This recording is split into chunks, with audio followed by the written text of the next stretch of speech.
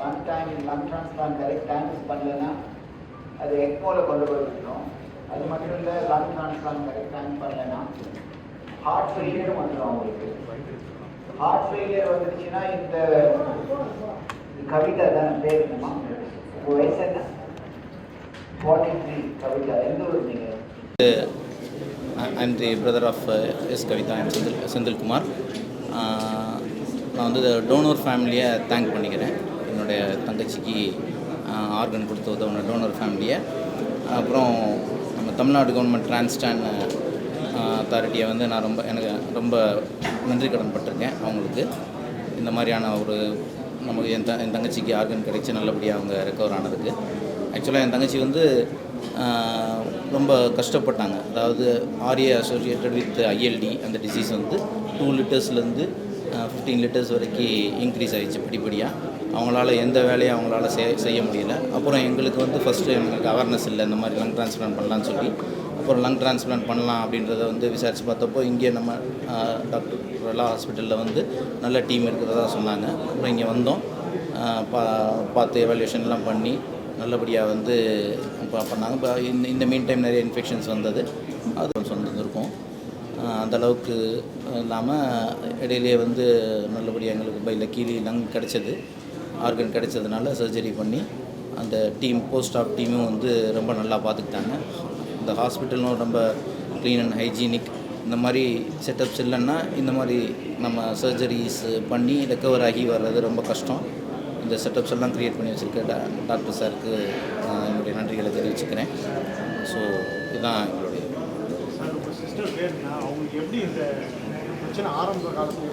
அவங்க சிஸ்டர் பேர் கவிதா. ஆரம்ப காலத்தில் வந்து அவங்க ருமட்டட் ஆர்த்ரைட்டிஸ் இருந்தது. ருமட்டட் ஆர்த்ரைட்டிஸ் வந்து எல்லாருக்குமே இந்த லங்ஸ் அஃபெக்ட் பண்ணாது. ஒரு பர்டிகுலர் 10,000 1 லேக்கில் இருக்கிற ஒரு ஆளுக்கு வந்து லங்ஸ் அஃபெக்ட் பண்ணும். ஆரம்ப காலத்தில் லங்ஸ் அஃபெக்ட் பண்ணும்போது அது பெரிய லெவலில் பாதிப்பாக எங்களுக்கு தெரியல. போக அந்த ஸ்கேரிங் கூட ஆரம்பித்ததுனால அவங்களால வந்து ப்ரீத் பண்ண முடியலை. ஃபஸ்ட்டு வந்து கொஞ்சம் ஆக்சிஜன் மட்டும் எடுத்தாங்க அப்பப்போ. அப்புறம் ஃபுல் டைம் வந்து நைட் மட்டும் ஒரு 2 லிட்டர்ஸ் எடுத்தாங்க. அப்புறம் ஃபுல் டைம் 2 லிட்டர்ஸ், அப்புறம் 5 லிட்டர்ஸ், 7 லிட்டர்ஸ். இந்த மாதிரி எங்களுக்கு அவேர்னஸ் இல்லாததுனால தான் நாங்கள் லேட் ஆகும். கிட்டத்தட்ட வந்து இது ஒரு 10 இயர்ஸாக வந்து ஆக்சிஜன் இல்லாமல் இருந்தாங்க, ஆக்சிஜன் சப்போர்ட் இல்லாமல். லாஸ்ட்டு 5 இயர்ஸ் 2020லேருந்து 25 வரைக்கும் ஆக்சிஜன் சப்போர்ட்டோடு தான் இருந்தாங்க. அதுவும் 2 லிட்டர்ஸ் to 15 லிட்டர்ஸ் படிப்படியாக கூடிருச்சு. அது கூடினது யாரும் நாங்கள் எதிர்பார்க்கவே இல்லை. 5 லிட்டர்ஸில் கிட்டத்தட்ட 3 இயர்ஸ் 4 இயர்ஸ் இருந்தது. இந்த 5 லிட்டர்ஸ்லேருந்து 15 லிட்டர்ஸ் வர்றது ஒரு 6 மந்த்ஸில் நடந்துருச்சு. இந்த 15 லிட்டர்ஸ்க்கு மேலே இங்கேயே வந்தப்புறம் எங்களால் வந்து ஹாஸ்பிட்டலை விட்டு மூவ் பண்ணவே முடியல. அவ்வளோ தூரத்துக்கு வந்து மோசமான ஒரு சூழ்நிலை வந்துச்சு. பட் அது எல்லாத்தையுமே சரி பண்ணி லங்ஸ் டிரான்ஸ்பிளான்ட் பண்ணப்புறம் இப்போது ஃப்ரீயாக ப்ரீத்திங், எந்த விதமான ஆக்சிஜன் சப்போர்ட்ஸும் இல்லாமல் அவங்களால ஃப்ரீயாக ப்ரீத் பண்ண முடியுது. அதை பார்க்கவே எங்களுக்கே சந்தோஷமாக இருக்குது. இவங்களுக்கு கொரோனா தொற்று ஏற்பட்டது, அதனால் அவங்களுக்கு பெரிய பாதிப்பு ஏதாவது அதிகமாச்சு? கொரோனா தொற்று ஏற்பட்ட அப்புறம் தான் அவங்க ஆக்சிஜன் சப்போர்ட்டுக்கு போக ஆரம்பித்தாங்க. அதுக்கு முன்னாடி வரைக்கும் ஆக்சிஜன் சப்போர்ட் இல்லை. எப்போயாவது வந்து மூச்சோட கஷ்டமாக இருக்குன்னு சொல்லுவாங்க. அப்போ போய் ஐவிஸ் அண்ட் ட்ரிப்ஸ் அந்த மாதிரி ஆன்டிபயோட்டிக்ஸ் ஏற்றின உடனே சரியாயிடும், எந்த பிரச்சனையும் இருக்காது. பட் கொரோனா தொற்றுக்கு அப்புறம் ஃபுல் அந்த ஆக்சிஜன் சப்போர்ட்ஸில் 2, 5, 8 அப்படி கூடிடுச்சு. நான் சொல்லுங்கள், என்ன வயசு வந்து 43.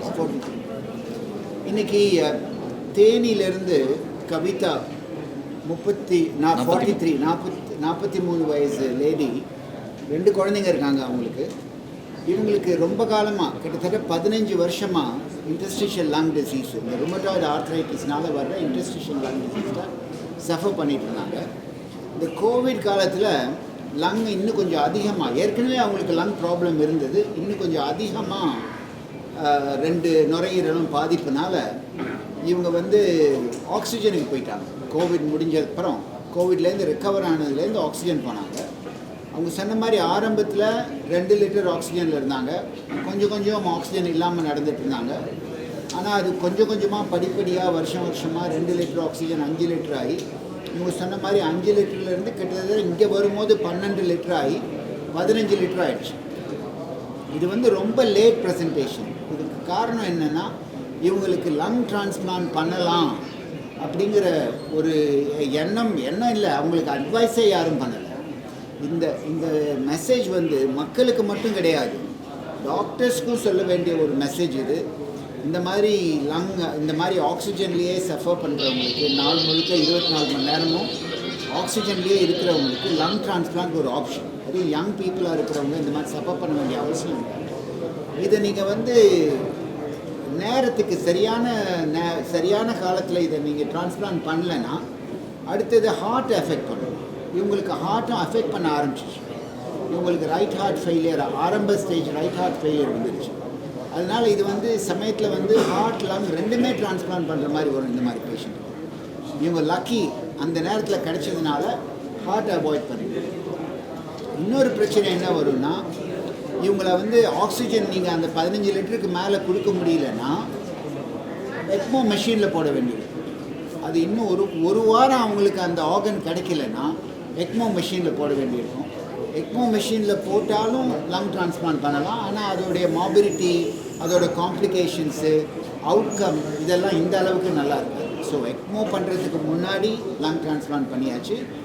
அந்த மாதிரி ஹார்ட் ஃபெயிலியருக்கு முன்னாடியும் லங் டிரான்ஸ்பிளான்ட் பண்ணியாச்சு. இந்த மாதிரி 3 மாதத்துக்குள்ளே இவங்களுக்கு ஒரு லங் கிடச்சிது. லிஸ்ட் பண்ணி 3 மாதத்துக்குள்ளே இவங்களுக்கு ஒரு லங் கிடச்சிது. இது ஒரு ஆப்பர்ச்சுனிட்டி. உலகத்தில் எங்கே பார்த்தாலும் இவ்வளோ சீக்கிரமாகவும் கிடைக்காது. ஏன்னா நிறைய பேர் மற்ற இடத்துல நிறைய பேர் வெயிட் பண்ணாங்கன்னா இவங்களுக்கு சரியான காலத்தில் கிடச்சிருக்காது. இதுக்கு அவங்க சொன்ன மாதிரி ரொம்ப முக்கியமாக நம்ம நன்றி சொல்ல வேண்டியது அந்த டோனர் ஃபேமிலி தான். இந்த டோனர் ஃபேமிலி யாருக்கு போச்சுன்னு கூட தெரியாது. அது ஒரு டொனேஷன் தானே.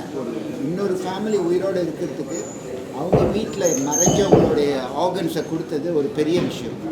லங்ஸை மட்டும் கொடுக்கல அந்த டோனர்ஸு, லிவரு, ஹார்ட்டு, கிட்னி எல்லா ஆர்கனுமே அவங்க கொடுத்தாங்க. அவங்களுக்கு தான் நம்ம முக்கியமாக நன்றி சொல்லணும்.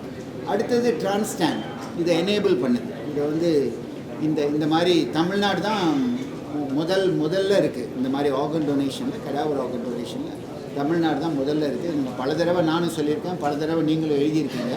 தமிழ்நாடு கவர்மெண்ட்டுக்கும் நன்றி சொல்லணும். இந்த மாதிரி ஒன்றுமே முடியாமல் இருந்தவங்க இன்றைக்கி ஆக்சிஜன் இல்லாமல் இன்னும் வீக்காக தான் இருக்காங்க. கொஞ்ச நாள் ஆச்சுன்னா நல்ல மசில் ஸ்ட்ரென்த் எல்லாம் வந்துருச்சுன்னா நார்மல் ஆகிடுவாங்க. அவங்களுக்கு 2 குழந்தைங்க இருக்குது. இந்த ஃபோட்டோவில் பார்த்தீங்களான்னு தெரியல. அவங்களுடைய வாழ்க்கை நல்லா இருக்கணும்னு வாழ்த்துக்கிறேன். நன்றி. Thank you sir.